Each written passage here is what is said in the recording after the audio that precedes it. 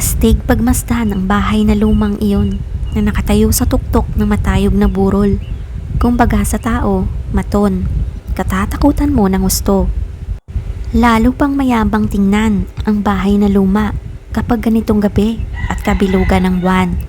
Kasi may nakatayong kalansay ng isang malaking punong patay sa tabi niyon. Samantalang naglipana naman sa itaas ng bubong ang naglalakihang vampire bats.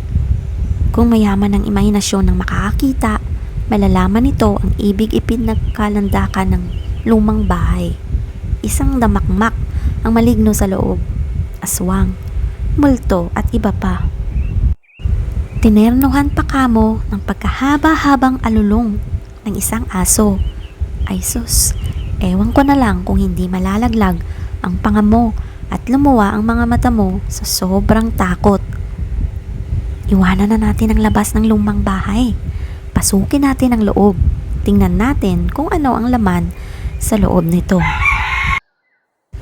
Aba, Pinoy version ni Count Dracula at may alalay na isang kubang acid wash ang mukha. Parang pangkaraniwan na sa mga horror movies ang ganito ah. But wait, medyo naiiba naman pala ito. Dahil si Pinoy Dracula, paralyzed. Nakaupo siya sa isang wheelchair na dimotor. Bongga, sosi. Si Kuba naman, na Adan, ang pangalan na naiibang Kuba. Dibdib kasi ang Kuba sa kanya at hindi likod. Adan, tawag ni Pinoy Dracula. Uhaw na ako. Naididilihensya mo ba ako ng blood? Sir, yes sir. Magilas na tugon ni Adan. Sandali lang po at kukunin ko sa toilet bowl. Siklab si Pinoy Dracula. Ano? Joke, ngiting-ngiti, pawi ni Adan habang nakamuestrang peace ang mga daliri. Kukunin ko lang po sa ref, yung blood. Iyon po ang ibig kong sabihin. Kayo naman, hindi na mabiro.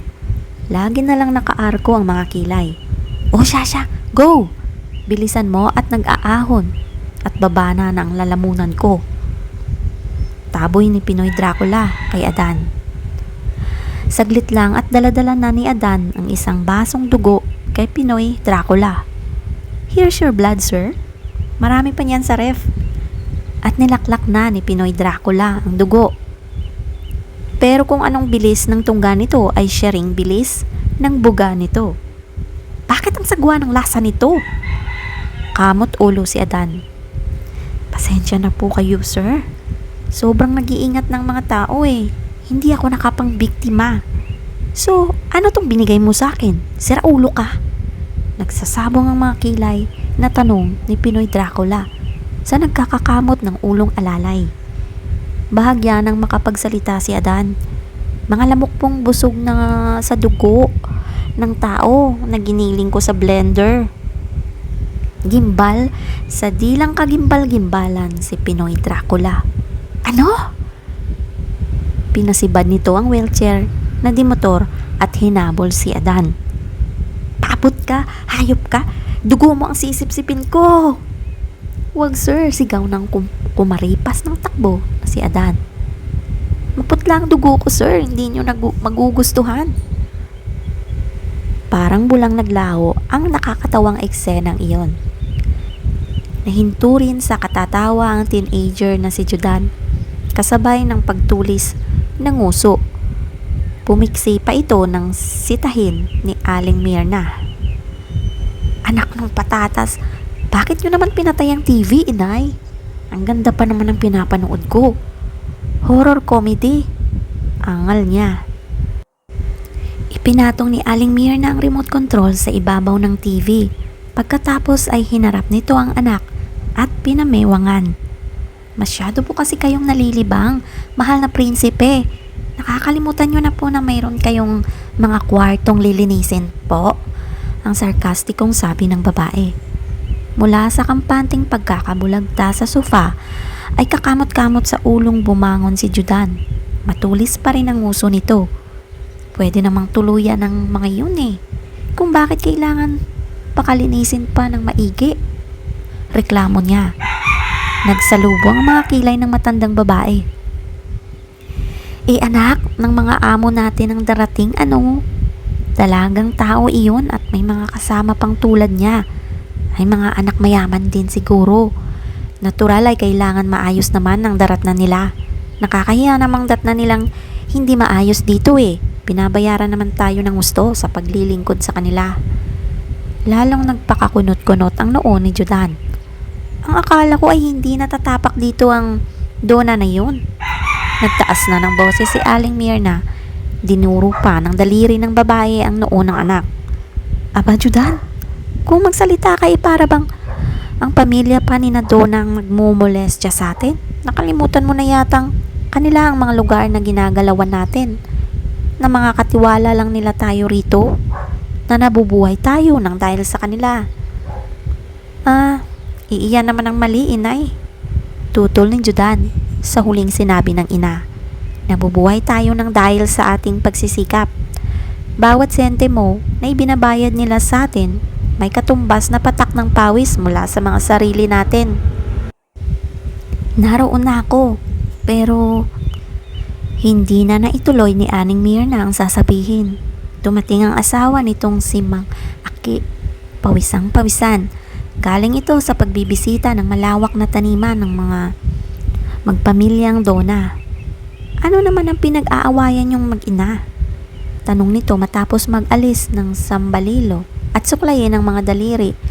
Ang siguro ay mga 13 panghibla ng buhok sa tuktok.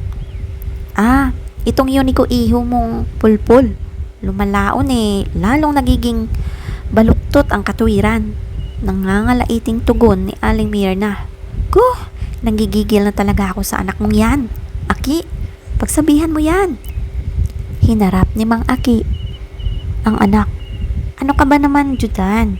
Hindi na ba mawawala yung kabarumbaduhan mo? May mga lilinisin pa ho ako. At binirahan na ng talikod ni Judan ang ama para makaiwas sa parangal nito. Hoy, kinakausap pa kita. Bastos na bata ito Hayaan mo na lang siya, Aki. Awat ni Aling Mirna. Halika, may inihanda ako sa iyong merienda. Paborito mo, ginataang saging at gabi. Tiyak na pagpapawisan yung bugbunan mo sa sarap. Pambihira talaga yung anak mo, Mirna. Kung hindi ko lang kasing pogi yan, malamang nahilamusan ko na ng suntok ang mukha niyan. Napahagik-hik si Aling Mirna. Kasing pogi raw niya. Kapal. Tumingin ka nga sa salamin para malaman mo na ang kamukha mo si Sammy Lagmay. Uy, hindi Di pagsang-ayong ni Mang Aki. Pumormang pogi ito at papapungay pa ng mata. Poging-pogi, di ba? Mahiya ka nga sa balat mo. Aling Mirna, magmerienda ka na, gutom lang yan. Ayaw pang aminang na pogi ako Hirit pa ni Mang Aki. Nagkandara pa ka nga sa akin noon Oo, nagkandara pa ng pagtatatakbong palayo sa iyo. Mukha ka kasing rapist. Dahil dyan sa bigote mong parang eskuba ng lababo. Nagkukot-kot ang kalooban ni Judan.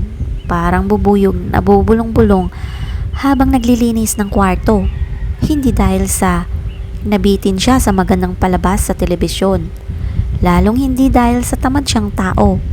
Kundi dahil sa inis siya sa tao na siyang dahilan kung bakit niya ginagawa ang bagay na iyon. Obviously, si Donna ang taong iyon. Sa pool ng magkaisip, parang aso at pusa, talagang silang dalawa noon ni Donna. Wala siyang natatandaan na nakangitian man lang sila ng kababata. Laging maasim, papakla at mapait na mukha ang inaharap nila sa isa't isa. Natigil lang ang kanilang pagbabangayan nang sa Maynila na manirahan ng pamilya ni na Donna. Nasa mga edad 10 sila nang magkahiwalay. Simula noon ay hindi na sila nagkita. Ang mga magulang na lang ni Donna ang pumupunta-punta roon. Kung bakit ngayong summer vacation ay doon naisipang magbakasyon ng dalaga.